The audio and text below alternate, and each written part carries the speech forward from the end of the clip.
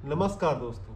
तो आज की वीडियो काफ़ी एक विशेष वीडियो रहने वाली है। ये ज़्यादातर हार्मोन्स इम्बैलेंस पे हम आज की वीडियो में बात करेंगे। दोस्तों, अगर हार्मोन इम्बैलेंस हो जाए तो गुस्सा आना, एंजाइटी होना, स्ट्रेस होना, वेट बढ़ जाना, बालों का झड़ जाना और भी जितने भी प्रॉब्लम्स आप देख रहे हैं आज के टाइम में, जो लोग जिससे सफ़र कर रहे हैं, ये सारे हार्मोन इम्बैलेंस की वजह से ही हो रहे हैं। तो हमें इसका कारण जानना पड़ेगा कि हार्मोन इम्बैलेंस जो इसको बैलेंस सिर्फ दवाइयों से ही नहीं होगा, बल्कि आपको योग को भी अपनाना पड़ेगा। योग हार्मोन्स को बॉडी के लेवल पे नहीं बल्कि नर्वस सिस्टम के लेवल पे ही बैलेंस करता है।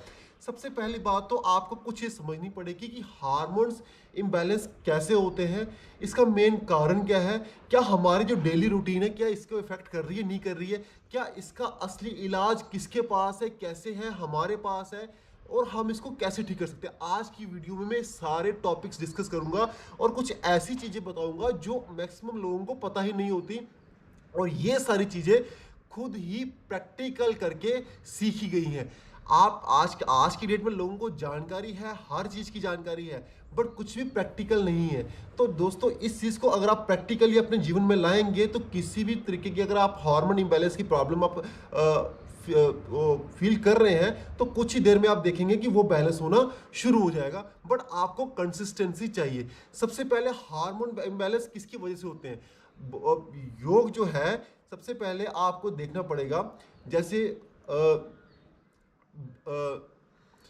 हार्मोन्स जो है वो मतलब हमारा जो ब्रेन है और जो नर्वस सिस्टम है, यही हमारे हार्मोन्स को जो है वो रेगुलेट करते हैं।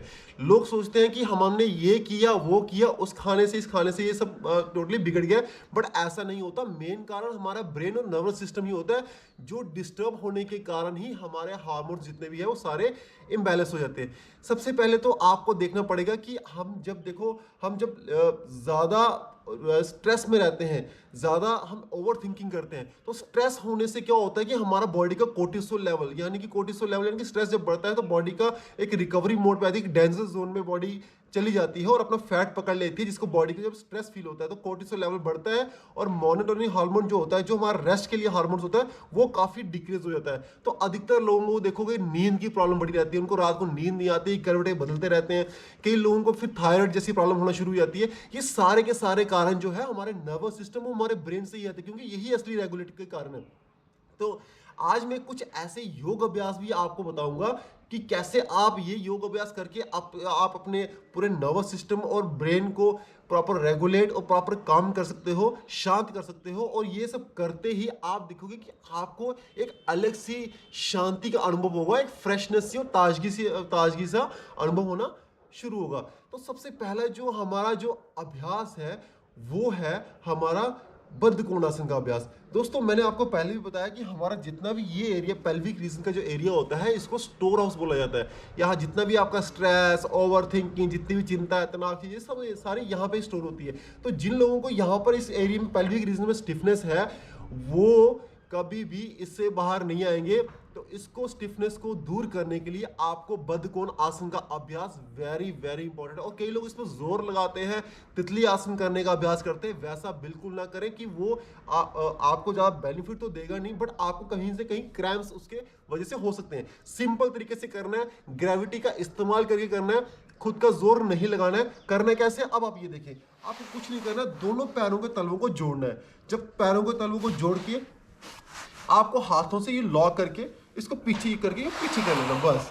और कुछ नहीं करना है, जितना पैर ऊपर जा रहा है जहां इतने इतने रुको, बस कुछ नहीं करना आपको। बस यहां पे करके खाली अपनी कमर सीधी करनी है। कमर सीधी हो गई, फिर आपने कंधे पीछे करने हैं। जैसे कमर सीधी कंधे पीछे होगी तो आप देखोगे, मैं कोई जोर नहीं लगा रहा हूं, आपके घुटने जो है ऑटोमेटिकली, फिलहाल स्टिफनेस हो सकती है, आपको परेशान नहीं होना, बट ये ग्रेविटी के जैसे हम कुछ भी चीज ऊपर फेंकते हैं ना तो ऑटोमेटिक नीचे आती है ना। जब आप इनको ढीला छोड़ दोगे ये करने के बाद, तो आप देखोगे कि बिल्कुल ये ऑटोमेटिकली ही नीचे जाना शुरू हो जाएंगे। आपको जोर लगाने की, जब आप जोर लगाओगे तो आपको कहीं ना कहीं नुकसान हो जाएगा।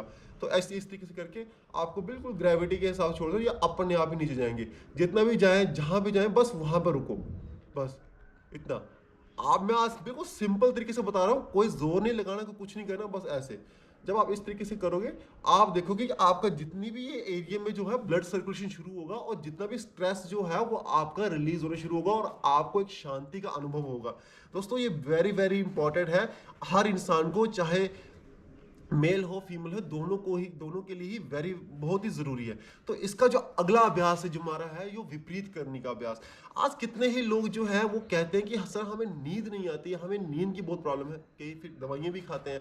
दोस्तों बेसिकली मोनोटोनिक हार्मोन जो होता है, जो नींद जो लाता है, वो बढ़ने की वजह वो काफी कम हो रखा है आपके शरीर के अंदर, जिसके कारण आपकी नींद पूरी डिस्टर्ब हो रखी है, कोर्टिसोल लेवल आपका बढ़ा हुआ है। तो उसके लिए मैं आपको एक अभ्यास बताने जा रहा हूं जो है विपरीत करने का अभ्यास। विपरीत करने को सबसे पहले तो मैं आपको बताऊंगा जो जिनकी थोड़े बॉडी में अच्छा थोड़ा सा है फ्लेक्सिबिलिटी भी और थोड़ा सा पोस्चर भी ठीक है, अगर वो कैसे कर सकते हैं। आपको कुछ नहीं करना है, जैसे हम सर्वांग आसन करते हैं, आपको देखो सिंपल यूं लेटना है और पैरों को करके थोड़ा सा इसको जैसे आपने ऊपर किया, पहले हम जैसे सर्वांग आसन करते हैं ना, इस तरीके से ये आपको ये नहीं करना है। इसमें आपने बस थोड़ा सा पीछे जाना है और हाथों को यहाँ पे रखना है, बस हाथों को यहाँ पे रख के थोड़ा और फिर यहाँ पे ये इस तरीके से। ये आपके डाइजेशन के लिए बहुत ही अच्छा है। सोने से पहले अगर आप ये करेंगे, आपका मोनोटोनिक हार्मोन जो है, स्लीप का हार्मोन जो वो बढ़ेगा, कोर्टिसोल रिलीज कम हो जाएगा और आपको एक बेहतरीन और गहरी नींद आएगी। तो जो लोग नहीं कर पाते हैं, जिनकी कहते हैं कि हमसे ये नहीं हो रहा है, इसके लिए थोड़ी बाजू में थोड़ा स्ट्रेंथ भी और उसकी कमी है, तो आप पिल्लो का इस्तेमाल कर सकते हैं। जैसे मेरे पास ब्लॉक है, आपको कुछ नहीं करना है, आप दीवार का सहारा भी ले सकते हैं। तो मैं आपको सिंपल इसका यूज़ करके बताऊंगा कैसे करना है। आपको सिंपल ये लेना और इसको अपने जो कमर को इसके ऊपर रखना है, ये और ये, बस ये करना आपको। ये चीज़ आपकी उठी होनी चाहिए इस तरीके से, ठीक है ना। आई होप आपको ये समझ आ गया होगा, क्योंकि इतनी बेहतर तरीके से इसको बताया है कि जो बिल्कुल टोटल बिगनर है वो अपने बेड पे लेट के अपनी बस टांगे दीवार के साथ चिपका के और अपने हिप्स को भी दीवार के साथ जोड़ना है और टांगे भी सीधी रखनी है और पूरे शरीर को ढीला छोड़ देना है। और दोस्तों आपको एक चीज का बिल्कुल ध्यान रखना है, आपको अपनी सांस नहीं रोकनी है। अगर आपने थोड़ी सी भी सांस रोकी तो बॉडी को एक सिग्नल जाता है कि सेफ्टी नहीं है। आपको पहले बॉडी को सेफ फील करवाना है, पूरे शरीर को ढीला छोड़ के सांस आपकी बाहर जो लेते एक्सेल जो आपको थोड़ा लंबा होना चाहिए। आपको इतना बेहतरीन इफेक्ट मिलेगा कि आप सोच भी नहीं पाओगे। इसका जो अगला अभ्यास जो हमारा जो है वो है पश्चिम उत्तानासन का अभ्यास। पश्चिम उत्तानासन मीन्स, अब कई लोग कहते हैं कि हमसे आगे नहीं बैंड हो जाता है, कुछ नहीं, आप शुरुआत तो करें। ये काफ़ी इफेक्टिव है, ये आपके डाइजेशन को स्ट्रांग करता है और ये हमारी जो वेगस नर्व्स है, जो हमारे ब्रेन, लंग्स, लिवर, किडनी सबको इफेक्ट करती है, उसको भी ये एक्टिवेट करता है। आपको क्या करना है, आपको सिंपल इस तरीके से बैठना है। जो पश्चिम उत्तानासन नहीं कर पाते अगर वो सिंपल जाके इस तरीके से ही बैठे कुछ देर तक, 30 सेकंड, 1 मिनट तक, जिनकी बॉडी कंडीशन थोड़ी ज़्यादा खराब है वो इस तरीके से बैठे 30 मिनट, 1 मिनट, बस यूं, और थोड़ा सा आगे बैंड हो जाए, थोड़ा सा आगे बैंड। कई लोग ये बिल्कुल नहीं करना है, आपको कमर को यूं जाना है, ये नहीं करना, आपको बिल्कुल कमर को बिल्कुल टाइट करना है, इस तरीके खींच के, और सांस को भरना है और हाथ को ऊपर और सांस छोड़ते हुए पूरा नीचे इस तरीके से। ये आपको बस पैरों को पकड़ लेना है, ठीक है। यहां पर आपको स्ट्रेच फील होता है या कुछ भी हो रहा है, बस यहां पर